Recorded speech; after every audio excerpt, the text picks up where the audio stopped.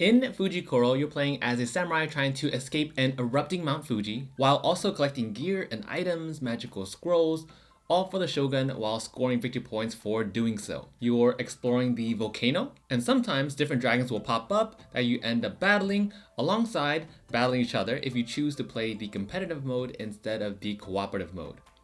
Victory points are scored by crafting gear and then linking them to your actions like moving and exploring and gathering. And once the samurai reaches 30 points, endgame is triggered and you start rushing towards an escape rope that'll let you get back to the palace and score a final set of bonus points from various achievements. As always, here is how I'm going to structure the review, starting first with what I think the game can improve on. Now first, let's talk about the rulebook. The rulebook is your barrier to entry. How fast you get to play the game and how often I get to make videos and play games is all dependent on how the rulebook is written. I think Fuji Koro is well written, everything's very straightforward and concise, and everything you need to know is there, except for one section which is at the very end, which talks about the bonus points. It's the only section I think needs some clarification and some clear examples and even pictures, because a lot of it is open to interpretation, especially with using words like associated and appropriate. I had to look up a ton of things related to that particular section, but the rest of it I think flows pretty well. Now, second thing is the player interaction. There is pretty minimal player interaction in Fuji Koro, especially for 2 players, because one person can go off and upgrade their gear and explore in one direction while the other person goes off in the other way doing the exact same thing. So Fuji Koro definitely does benefit with more players, because then you would have more opportunities to interact with each other on the same terrain. And thirdly, I really enjoyed battling with dragons, but I feel like it's missing that extra little punch and dynamicism, because when you are fighting these dragons across multiple levels, they're all practically the same, except the major differences is just health and attack value. I was thinking it'd be really fun if each dragon had like its own unique ability. For example, let's say the level 1 dragon was based on an element like water. Well, the level 1 dragon being a water dragon, as it attacks you, it like sprays water and then you get pushed back. Or maybe for like the second dragon being an earth dragon, he will like shatter and rumble the ground, so then more lava tiles will appear. I just think the dragons need some kind of distinguishing ability between them aside from just health and attack value. That would definitely add that extra layer of depth for them. And in turn, maybe there's more incentive other than just victory points. Maybe they give like specific gear depending on what type of dragon it is. Okay, so let's move on to artwork. I think there's a ton of detail and very, very vivid colors that match the theme perfectly, especially in the box art and of course throughout the rest of the components. The color scheme being orange, red, and purple really fits nicely with the whole erupting volcano theme, especially on the main board where you see like snow from Mount Fuji and all these colors kind of mixed in and layered in. I just thought that was really nice and well done, because everything feels very cohesive in terms of the artwork.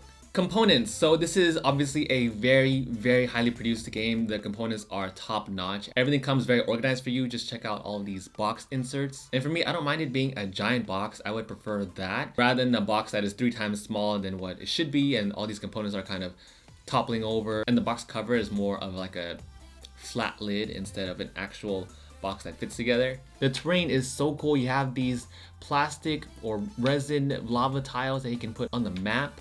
You have 3D temples that your samurais are entering in order to gather different magical gear. A ton of detailed miniatures. Come on, you've seen the dragons. They even have individual scales that have been sculpted into them.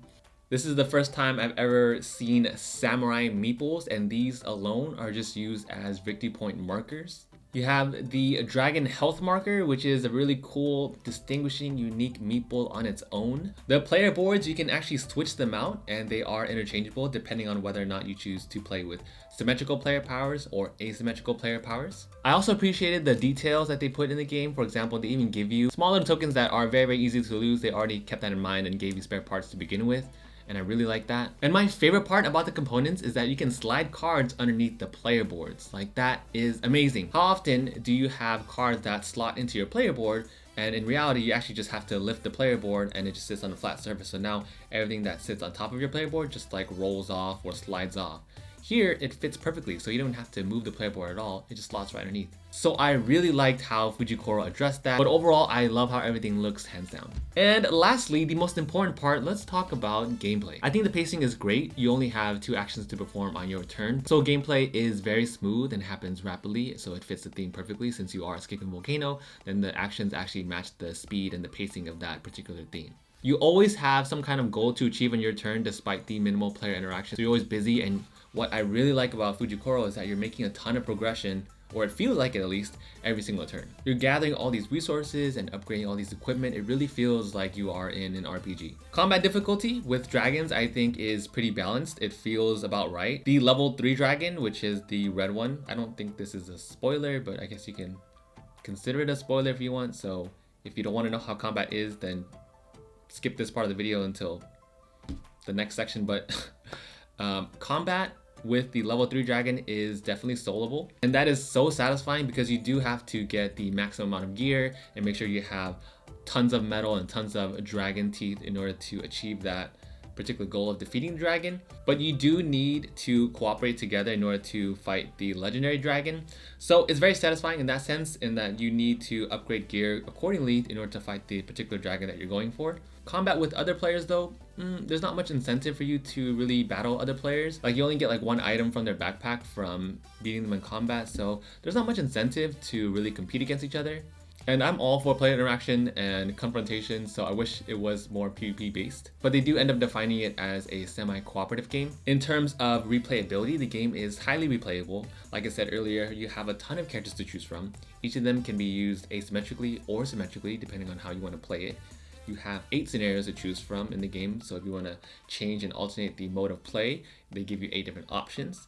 You also have new maps every single turn, because as you are revealing each tile, you'll rarely ever get the same map every single game. They do give you an option though to play with something called adventure tokens. These just give you certain abilities as you pick them up along the map. I do recommend playing with them all the time, just because it gives you more options to explore and gather on your turn, and a lot of slots on the map would be empty if they weren't there. So overall, it is a very fun game, pretty minimal player interaction, but you're always busy with a ton of options on your turns. I feel like it mitigates that in that sense. Ton of replayability with all the game modes and character player powers and new maps and different items to incorporate into the game if you choose to. So those are my thoughts on Fuji Koro. I hope you enjoyed that, along with my recent cinematic showcase of Fuji Koro. I do have one more video coming up about this game, and that is going to be the tutorial itself. In case you are interested in how to play this game, especially since the Kickstarters have just arrived, now hopefully you'll have an option to learn the game along with me. So hope you liked the review, hope you found it insightful and helpful. Thanks for watching, and I will see you all in the next